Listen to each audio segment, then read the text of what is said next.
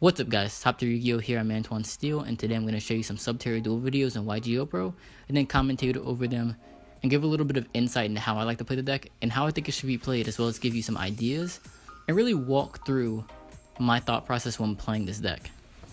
So let's go ahead and get into the first duel. It's actually a mirror match, and so I'm going first, and I go ahead and search my Hidden City, definitely one of the best cards in the deck. Special summoning my Terra Top, use it to get Take Tomborg, special summon that, and normal summon Nemesis Warrior. So that allows me to send Stalagmo to the graveyard, special summon it. Then I use Terraforming to thin the deck a little bit before flipping Stalagmo face up, and then using Nemesis Warrior's effect as well. And that's going to allow me to draw through my deck.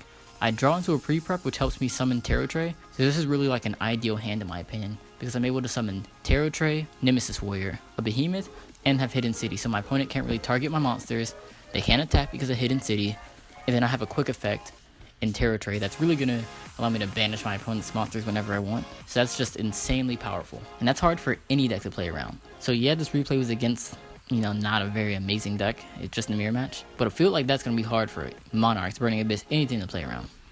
So it's going to be game 2 in the mirror match.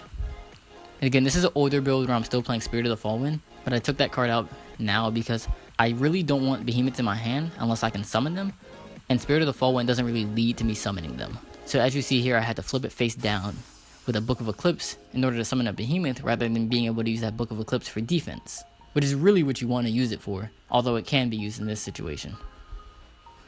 But nonetheless, I'm able to summon an Umastrix and banish his Jiangxi. But he's able to summon a Tarot Tray on his turn, and that really puts him in the driver's seat in this duel.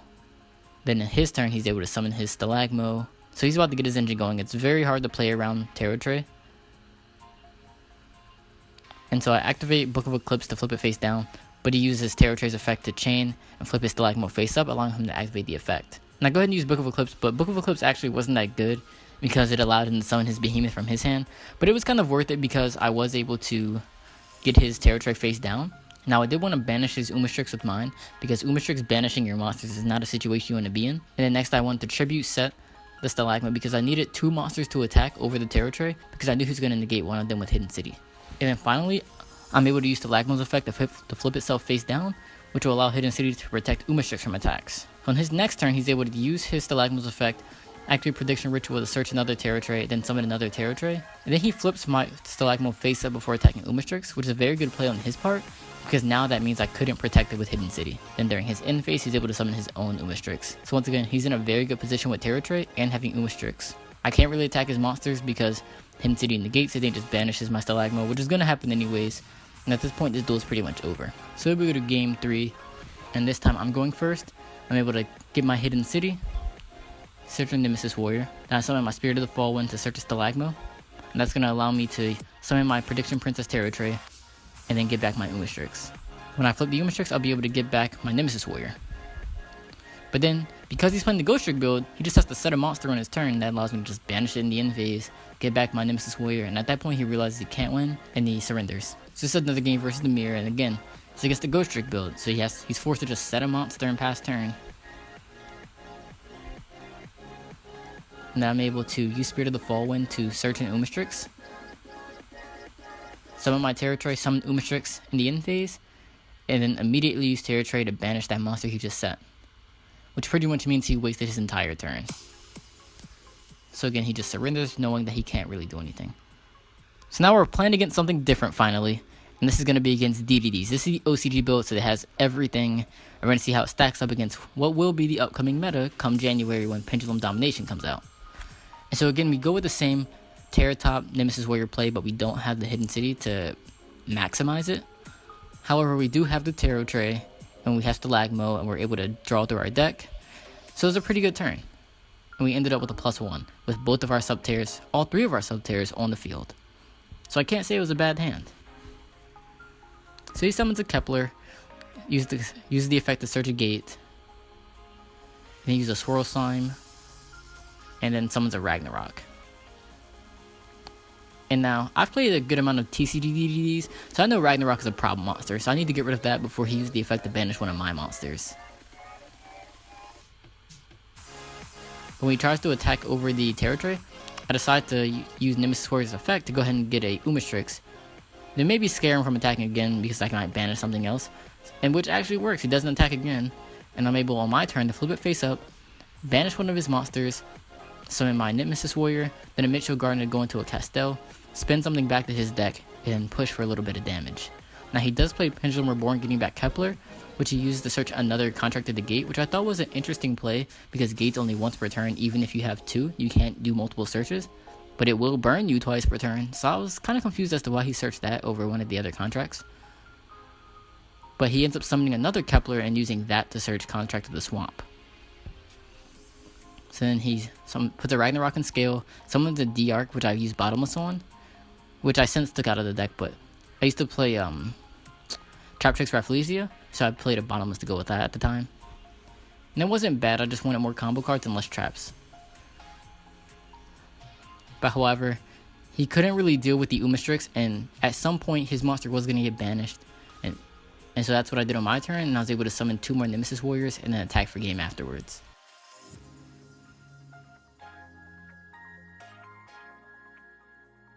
Game 2, he lets me go first again, and then I go ahead and set my Mitchell Gardener in 2 different behemoths, and then use Rhoda to search a Nemesis Warrior so that I have a monster to discard for Stalagmo should I use the effect. He starts off with an Allure of Darkness and a Contract to the Gate. So his hand's starting off pretty good. He uses Swirl Slime to summon a Genghis and then a Ragnarok from his hand. Ragnarok to get back Leonidas, and a big format. So at this point I'm thinking it's probably all over, but he uses Ragnarok's effect to banish Mitchell Gardener, which I thought was a surprising move. And then he tries to attack over the wrong monster with Genghis and didn't have enough attack. Now I couldn't use Stalagmo's effect because it was negated by TopTierYugioh, but I thought he definitely could have played that better, and this is a game I probably should have lost. But because of him not playing the best on his turn, I was able to go ahead and activate Stalagmo's effect, draw through my deck, and then get what I needed to play my game.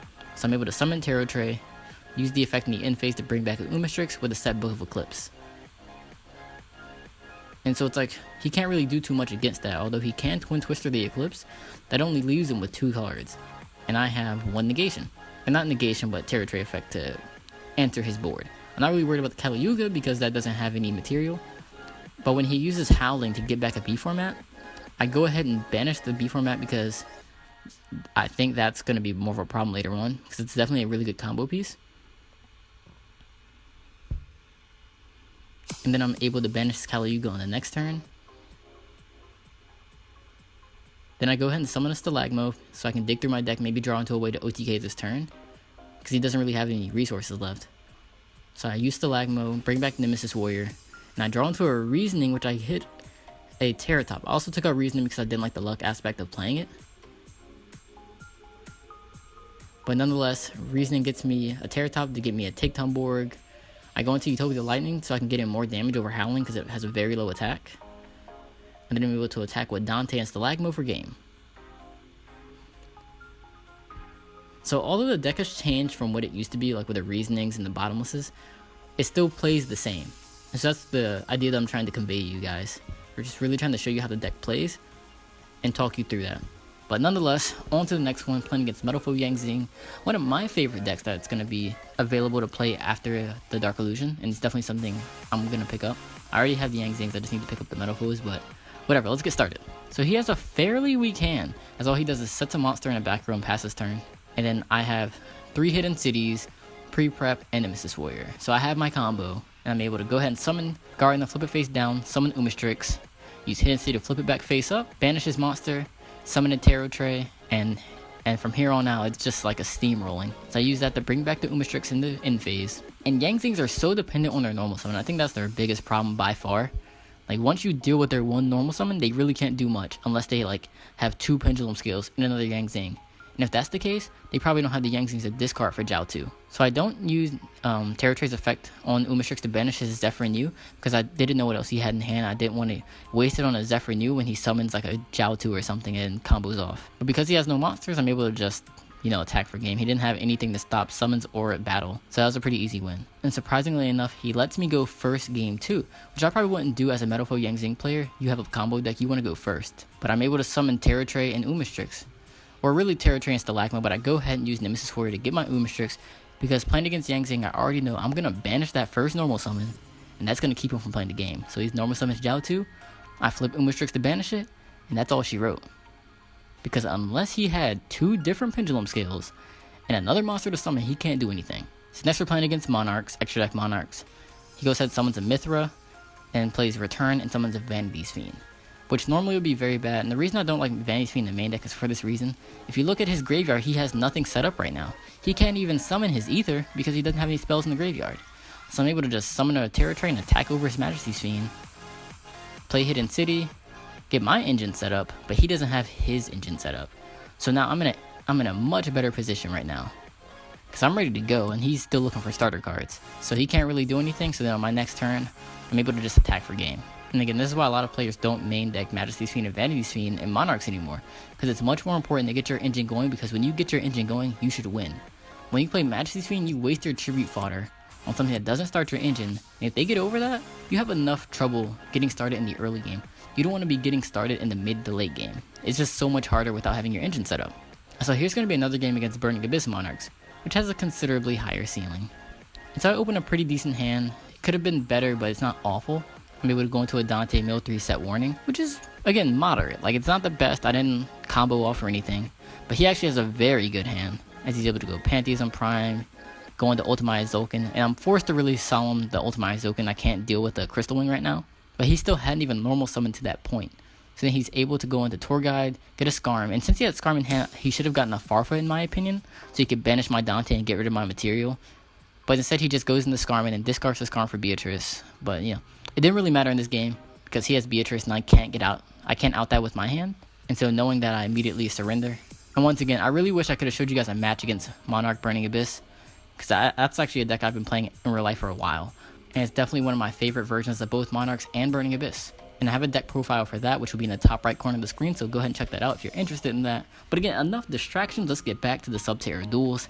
And we have another game against Pendulums. And this was a game that really sort of broke my heart, and they're going to get to see why. And so I have an amazing hand in my opinion. I have Terra Top, Hidden City, and a few Subterrors. So I'm able to summon my Stalagmo face down, activate Hidden City to get my engine going, draw 2 more cards, get back my Nemesis Warrior. You know, the same old thing we've been doing that's been winning us these duels for the past 17 minutes. It's been longer than that. But then I don't set both Book of Eclipses because I'm not sure what he's playing. I don't want to lose both to Twin Twister. So he go ahead and gets rid of one with the Archfiend Eccentric, playing against Pendulums, as you can see, and he just has a very good hand as he's able to get his Matter Spectre engine going with Fox, searching the trap, but as well as his Perform Power engine, searching Monkey Board and Joker. So go ahead, activates Monkey Board, not Guitardo, but Lizard Draw, draws a card, and he doesn't end with the most intimidating board, but he ends with a board that's very versatile for his next turn. Like he has a high scale for Monkey Board, Luster, Archfiend Eccentric, and a Matter Spectre trap.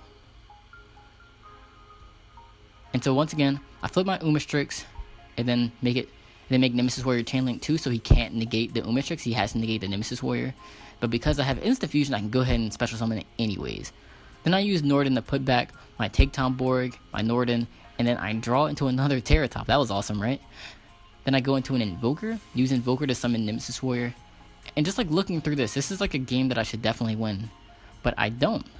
And this just goes to show, like, even though Subterrors is a good deck, when it reaches its ceiling, like you can see now, like this is a good feel. This is a good deck. But other deck ceilings are just still higher. And so he's able to use another Archfiend Eccentric, destroy Hidden City, which means I can't protect my monster from attacks anymore. Uses Odd Eyes Fusion to summon a Vortex Dragon, getting rid of my Emerald, which I'm happy he bounced back Emerald because I go into that a lot. But then he Pendulum summons like 4 monsters, which, you know, I can't really deal with that right now. And then he goes into an Ignister, uses the Ignister effect to spin back my Stalagmo. And then attacks for a whole lot of damage. So now we're going to get into game 2. In game 2 I go first, and once again I open a very good hand. Like I have Hidden City, a starter card, and Gardner, and then another Subterror. So I'm able to summon my Stalagmo, use the effect to draw 2. And I went +2 on the turn, so that's a good turn. But then he actually tributes my monster for a Gamestiel, plays Draco Faceoff. And I think the biggest mistake I made is that once he played Draco Faceoff, in my head I was gonna bottomless that Luster Pendulum to make sure he can't play, you know, his Synchros. And I sort of tunnel vision. I think that was the biggest problem in this game. And so in that chain link, I could have made bottomless chain link 4 to banish Vortex Dragon. But instead I didn't, thinking like, okay, he still has 3 cards in hand. He might make a big Pendulum summon, I'm going to stop it. But instead, he goes for a moderately low risk play, just Pendulum summoning the Bumbunku and then the Luster, which really wasn't worth the bottomless. So it was like at that point I've already lost, because now I can't deal with the Vortex Dragon, and I didn't even activate it on that Pendulum summon. So it's like, what can I do now?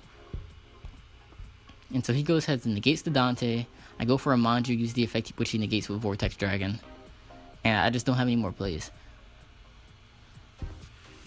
And so on his next turn, he's able to use Sky Iris to search a high skill. And then go into a Dynastor. And Pendulum summon everything back and attack for game. And once again, I think this game was definitely, or maybe not definitely winnable, but I would have given myself a better chance if I hadn't tunnel vision into the idea of bottomlessing a Luster Pendulum or an Ignister. Although those are the biggest problems, I should have dealt with the problem at hand, which was the Vortex Dragon. And so I hope when you guys are playing this deck, as you can see against Monarchs, against Pendulum, this deck is not better than those decks. But I do believe that if you are the better player and you have a solid enough build, this deck can definitely compete. And that's, I guess, really all you can ask for out of a rogue deck, is that you can compete. But you have to make the right play. You do not have room to misplay in a deck like Subterrors against Pendulum or Burning Abyss or Monarchs or Cosmo. And you know, I wish I should have got some Cosmo duels, but I mean, I guess there just weren't that many Cosmo players on when I was testing this deck. But you have to make the right play. And you have to think objectively. You can't tunnel vision into thinking you're going to make a certain play. You have to make the right play at the right time. And that's really what I failed to do in that last game. And so I hope through watching this, you guys have learned a little bit about playing Subterrors. I hope I could have helped any of you with my explanations. I hope I didn't talk too fast or the replays weren't too fast. So let me know if you can give me any sort of critiques or criticism. Let me know if you like this type of video, because again, I normally don't commentate over these YGO Pro duels, but I tried to in this time, and yeah, let me know what you thought. But again, I really want to help you guys learn how to play Subterrors and maybe talk you guys through seeing how I play the deck and how I think it should be played, in hopes that that's going to help you guys in your Subterror endeavors and duels. So once again, let me know what you think if you're interested in a deck profile. My deck is a little bit different now than how it was in these videos, but if you're interested in that and what I think is my best build right now, definitely check out the link to that. That's going to be in the top right corner of the screen, as well as in the end card. If you're interested in seeing like some of the effects, some problems with the deck, and just a general discussion about Subterrors, that will also be in the top right corner of the screen in the cards, as well as in the end card. So definitely check that out if you get a chance. Definitely like, comment, and subscribe. I really appreciate it, and I will talk to you guys later. Alright, bye.